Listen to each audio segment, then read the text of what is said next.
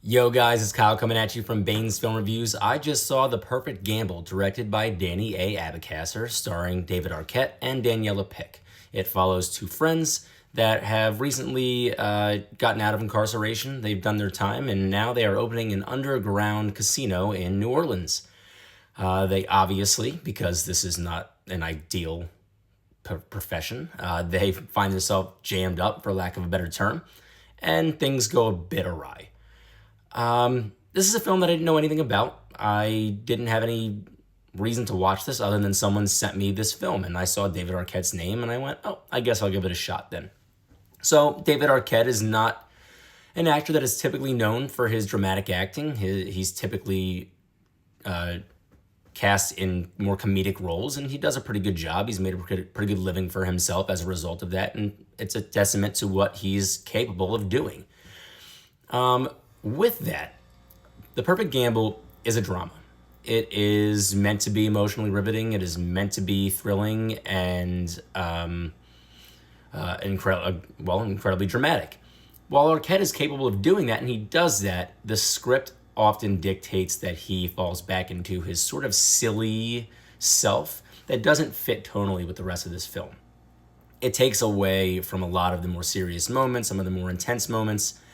And suspense doesn't work in this film as a result of that, because as they continue to build drama and suspense and it becomes a bit more thrilling, it seems that the script again dictated that Arquette provided some sort of silly, choppy line that detracted from the intensity. I don't blame Arquette at all. I think that he lands those lines the best that he can, given it doesn't really work in this, and it's not meant to work in this, really, in the grand scheme of things. But it just doesn't work. His performance is fine, but the character itself doesn't come off great because Arquette is tasked with doing things that just don't work for the film. Furthermore, it seems that this team doesn't know exactly where they want their film to go. It seemed to be very linear in the beginning, knowing where it wanted to go, that it was going to stop at a certain point, but eventually it went too far. It went a bit off the rails, becomes too far-fetched, and I lost interest by halfway through the second act. It ended up not working for me, narratively. The story just doesn't work. They pull pieces into this film that shouldn't be there. And they go way too far, they do way too much, and they just overstep some boundaries in terms of their own narrative, and they don't know quite when to reel it in and when to stop. So it falters in that way. My favorite thing about this film is the set design. Because this is a film about these two characters that have opened an underground gambling business, it takes place in a relatively claustrophobic area, underground, small areas, and it works to intensify the tone that they're really trying to present to viewers throughout the course of the film.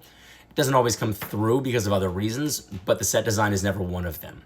It's dark, it's ominous, it's intense. That's the best part of the film, in my opinion, is the set design and the way that it's executed and the way that characters are placed throughout these sets and how crowded it becomes in many of these, because it's a casino and it's bustling and it's doing very well for itself, and the number of characters that are present at any given moment opposite David Arquette and Daniela Pick and the other gentleman, I feel so bad I'm forgetting his name. It works to intensify this idea of claustrophobia and really heighten some darker, more intense moments that would have faltered and fallen otherwise because of the script, the dialogue and things like that, and the attempted injection of comedy. But overall, this film is fine. It's a decent film. It doesn't really do what it wants to do. There are some fun moments. There are some action-packed moments that don't really feel out of place. They feel a bit organic in the grand scheme of things. Arquette is good, but again, he's given things that just don't work, and it's not his fault that they don't work, but they don't work nonetheless. One more time, I think that the claustrophobic nature of the set design and the lighting and the cinematography and things like that really do this film justice. They do a great job of intensifying some of those moments and making the film a bit more enjoyable. So with that, I give The Perfect Gamble a 6 out of 10. It passes. It's okay. It's not great. you don't need to see this. But if you'd like to see David Arquette in a drastically different role than what you might typically be accustomed to seeing him in, then give it a shot. If you'd like to see some new faces that are pretty talented actors, give it a shot. But again, it's a 6 out of 10. It's not great. I would wait for this to be free on a streaming service or, wherever you watch your films. But yeah, so until next time, peace.